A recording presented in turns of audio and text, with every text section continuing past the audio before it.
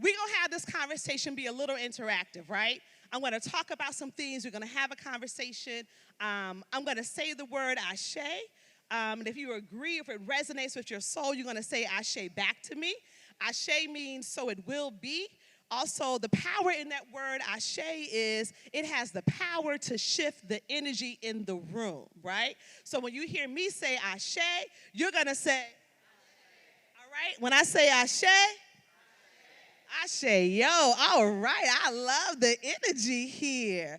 I do a lot of work, a lot of community conversations over at the Connect Cooperative around how do we disrupt the racial economic disparities that exist here. These conversations, I know all of us have. Last year, there was this big racial reckoning, so we know that we were kind of like inundated with this conversation at our jobs, in our communities, and in just different spaces, right? Recently, we had a conversation with our cohort that we have over at the Connect. We do this thing virtually. During the pandemic, that's how we all have been existing. But during one of our recent conversations, there was a statistic that was shared that I want to share with you all as it relates to generational wealth building. As Black folks, we are very interested, you all are here today, interested in this generational wealth building. What is our legacy? What does that look like? Recently, in one of these conversations that we had, there was a statistic that was shared that said that it would literally take for white people to stop spending money today, like right now, this very moment, right? Like no more pumpkin spice lattes, like right now, stop, cease, right? And it would take Black folks 228 years for us to catch up and just amass the wealth that the average white family has. 228 years, right?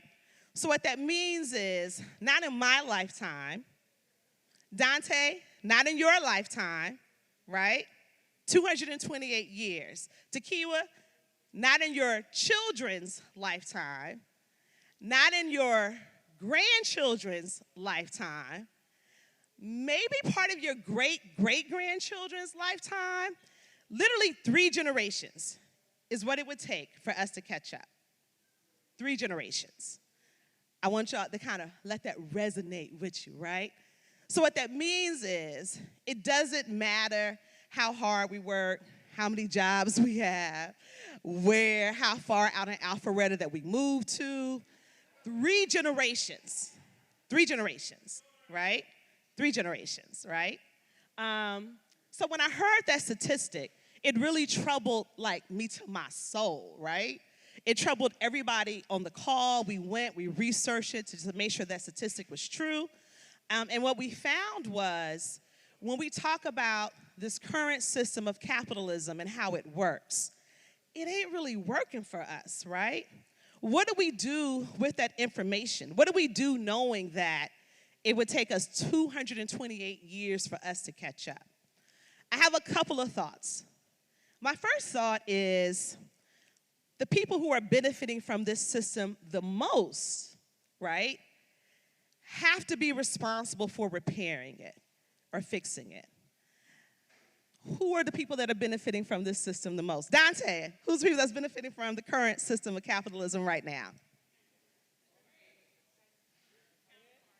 The rich, 1% white people, right? That's what we look at when we talk about what can happen from this point. So if you're benefiting from this current system right now, it is literally your responsibility to repair it. For those who are on the receiving end and are receiving all of the negative impact on it, it's not for us to fix or repair. It is literally our opportunity for us to reimagine a different way. For those who are benefiting from the current system, of the way that capitalism works, from those who don't have to wait 228 years for them to be able to amass this wealth, when we talk about it is your responsibility to do something, what I challenge folks in that space or who are in that group, I know it was rough. A lot of white people last year had that racial reckoning moment. It was really challenging to be jogging on the Beltline last year and then to discover that racism existed It was rough. It was really, really, really, really rough. It was really, really rough when, folks drove from Sandy Springs down to Little Five Points to get that Black Lives Matter sign that was only in their yard for 2 weeks. It was rough. By the way, black folks, I want white folks to know, at our secret black people meeting, we are running a list. We do know who still has that sign in their yard, right? But what do we do with this? For us over at the Connect, we do a lot of work around cooperative economics. Cooperative economics is not anything that's new. For centuries, black, brown, indigenous folks have always thrived in systems where we were able to operate and interact in a cooperative way. Today, we are here celebrating Collier Heights. Collier Heights is a great example of one of the most radical acts of liberation. In the 1950s, a group of black folks decided after World War II, when they were denied housing opportunities everywhere else, to pull their resources together and to be able to buy plots of land in what we now know as Collier Heights. Collier Heights is one of the first black neighborhoods that existed and was established in this country and is still here today, right? So ashe to that, ashe? Ashe, right? Think about how radical that was in the 1950s. It's hard for a lot of us in this year of 2021 just about one property over here, amen, ashe, right? So to think about a group of folks who decided collectively and cooperatively that we're going to go purchase land together in a neighborhood and establish this space, our safe space, our community in the 1950s, right? Cooperative economics. Also, if you look a little further back, one of my favorite facts is I love facts. I love statistics, right? In 1907, W. Du Bois has the American Negro Report. If you all are business owners, if you love history, if you love community, I encourage you to go look at this piece of information called the American Negro Report. It was actually reported that right here in Atlanta, there were 173 businesses that were cooperatively owned. 60% of them were black woman-led businesses, right? Right here on Auburn Avenue. Cooperative economics is our destiny and it is our lineage. The reason why I say, I love when Dante said tax the rich. The reason why I say that capitalism is not working out for us, I get it. It's a dysfunctional relationship that we're in with capitalism. It's a hold that they have on us. The hold is really, really, really, really tight. For a cultural reference, the hold is like the Senegalese sister that did these braids and captured all of my edges, right? That type of tight. Sisters, ashe? Ashe, right? It's a difficult thing to talk about when we can imagine something new. Last year, during the pandemic, we actually got into the space of doing things cooperatively. When there was no toilet tissue, I'm pretty sure either you borrowed toilet tissue from somebody or you were making sure that your neighbor had toilet tissue. We were making sure that if the Wi-Fi wasn't working, that there was somebody in your yard or at your house making sure that the babies were actually able to do their classes. We made sure in the spirit of mutual aid that if somebody was short on their rent or they didn't get that unemployment insurance benefit that a lot of folks was waiting on, we made sure that folks were taken care of. We existed in a way that was very anti-capitalistic. We literally last year decolonized our relationship with capitalism last year. And guess what, y'all? We all right, right? We all right. Everybody, we lasted, right? Capitalism makes you think that canceling student loan debt is actually going to make the whole economy just, tremble. Student loan debt, y'all, has been paused for, a year and a half? We all right, right? We all right, right? My thought is, when you think about capitalism, if we can have hard conversations when it comes to providing universal health care, canceling student loan debt, in the same energy where we cancel the taxes of billionaires, how is capitalism working out for us, y'all? It's just not. It's just not. So when we think about the ways that we could do things in this cooperative way or in this mutual aid way, I know cooperative economics, mutual aid, it's not catchy. There's no acronym for it. There's no hashtag, right? We don't really feel like in our performance activism that we could put something up, on that frame and really celebrate that. I get it. What I'm challenging you all today while you're here in this space, because I do believe all of you all that are sitting here today that made this decision to wake up and come here, you guys are our thought leaders. You guys are our change makers. What I encourage you all to do is when you go back into your communities, into your spaces, to really evaluate what really worked last year. Some of you all discovered your best selves last year. Some of you all discovered your best tribes last year, right? Let's not go back, y'all. Let's not go back. And it's easy. I felt myself on, backsliding back into the regular stuff, right? We have to remember there's a different way, and our ancestors have thrived in that, right? They have thrived in that. Ashe? Y'all still with me? Y'all still with me, right? So, capitalism, when we say it, because we have been taught that the only way, the lever of success is by acquiring things, right? Don't get me wrong. I went to a HBCU. Me and my husband right there got a whole black baby over there at Spelman Lane, right?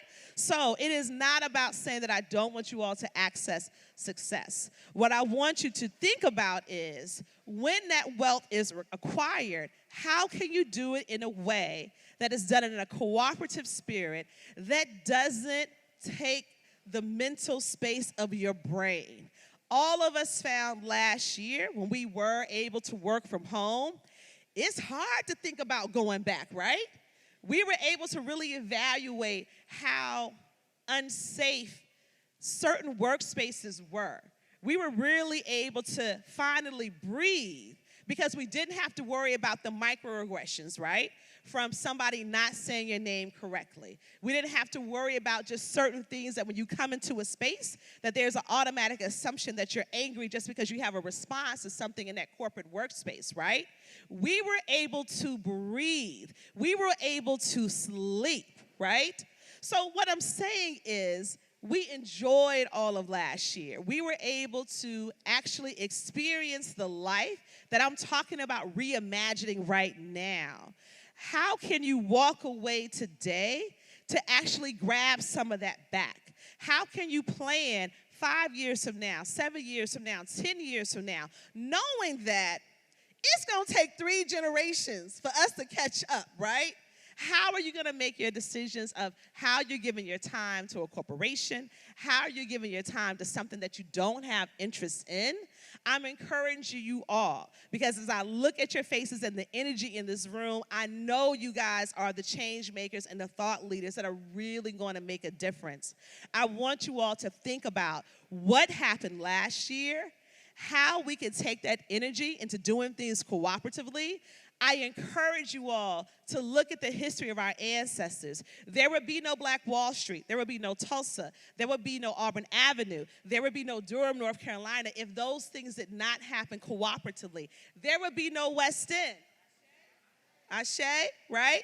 There would be no SWATs. Ashe. Right? There would be no CollierHeights. Ashe. Right? We are living cooperatively already in our spaces and our communities. What I'm encouraging you all, right, in this space and in this time, we don't have to accept the old ways. There's a different way. Our ancestors showed us, right? You all sitting here are the reasons that your ancestors ran. Ashe? I'm going to say that again. Y'all sitting right here are the reason that your ancestors ran. Ashe? So why not try something else? They did so much with so little risk. And again, I go back to, I can't imagine in the 1950s, if my husband Mark said to me, hey, here's this piece of land. The white people told us we can't move nowhere. But what we gonna do, all of us gonna go and show up in this piece of community, and these pieces of land, to purchase it for us to live collectively. That's a hard conversation to have, right? We having challenges about just putting the toilet seat up and down, right? So I'm just imagining the 1950s, the conversation right? The bravery, the energy of Black folks in the most radical act of liberation to say, it's not about just you and I, sis. We taking everybody, right? We taking everybody. So I'm encouraging you all to think about that. I know it's been a long day. I know y'all have heard some dynamic speakers. I know the energy today, the thoughts and things that are going through your brain is having y'all hype about how you all could do it. And I believe that you all could do it. What I'm going to say in closing is we are our best selves when we do things together. Right? The hashtag I always use is that hashtag we all we got.